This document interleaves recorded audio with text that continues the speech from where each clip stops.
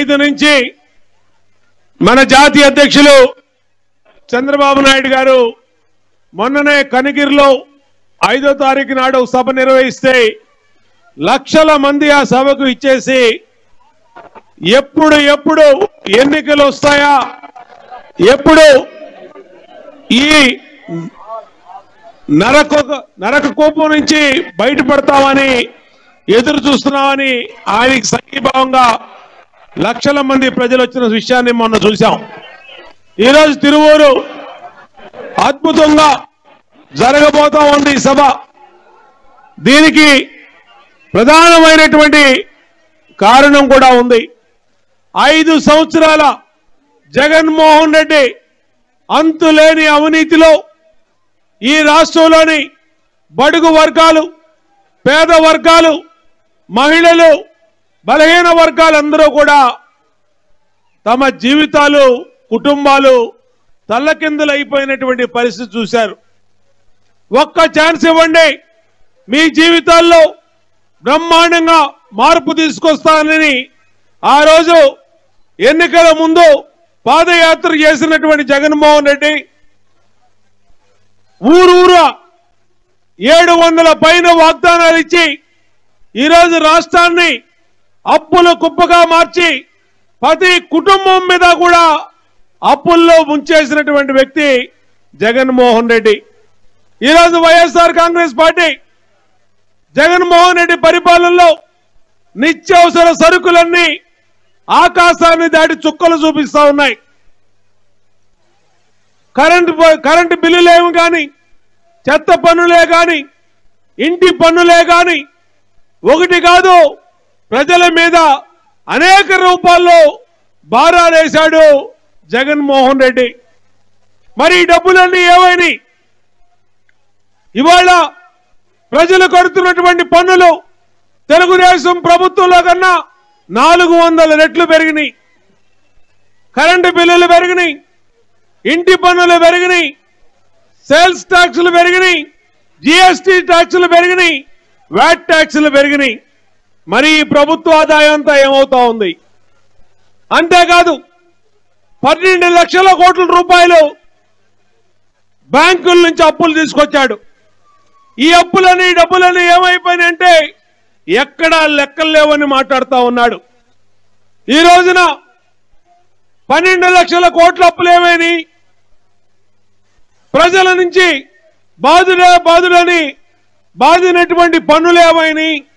డబ్బులు ఏమైపోయినాయి అంటే ఎక్కడా కూడా జవాబు లేదు. ఒకవైపు తెలుగుదేశం ప్రభుత్వంలో ఇచ్చినటువంటి ఉచిత ఇసుకని మాఫియా చేశాడు.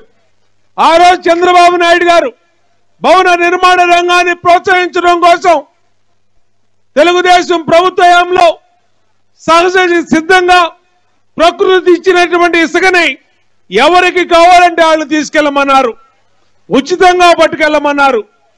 ట్రాక్టర్కి 500, 300 ఆ రోజు కిరాయి ఇచ్చి ఇసుకని తెచ్చుకునేవాళ్ళు కావాల్సినటువంటి ఇసుకని.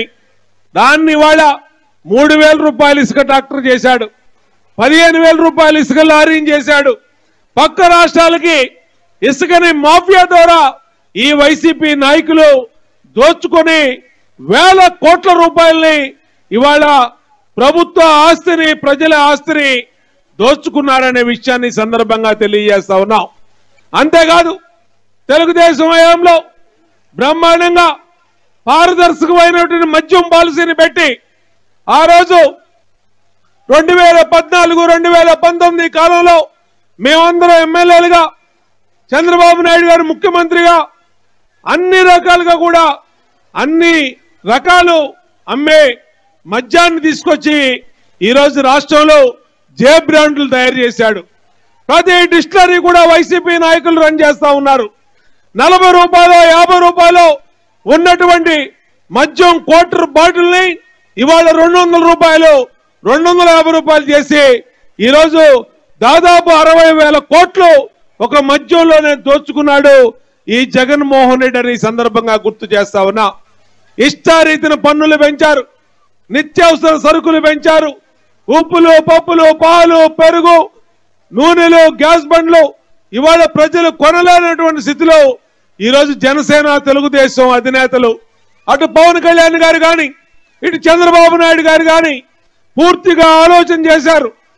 ఈ చిరిగిపోయినటువంటి పేదల్ని మళ్ళా ఏ విధంగా వాళ్ళకి ధైర్యాన్ని ఇవ్వాలి, వాళ్ళకి భవిష్యత్తునివ్వాలి, వాళ్ళకి భద్రతనివ్వాలి, వాళ్ళకి భరోసాని ఇవ్వాలనే ఉద్దేశంతో పవన్ కళ్యాణ్ గారు కానీ చంద్రబాబు నాయుడు గారు కానీ అన్ని రకాలుగా ఆలోచన చేసి తొలి మేనిఫెస్టో సూపర్ 6 ని ఈ రోజున ఇవ్వటం కూడా జరిగింది. అందుకనే విజ్ఞప్తి చేస్తా ఉన్నాం.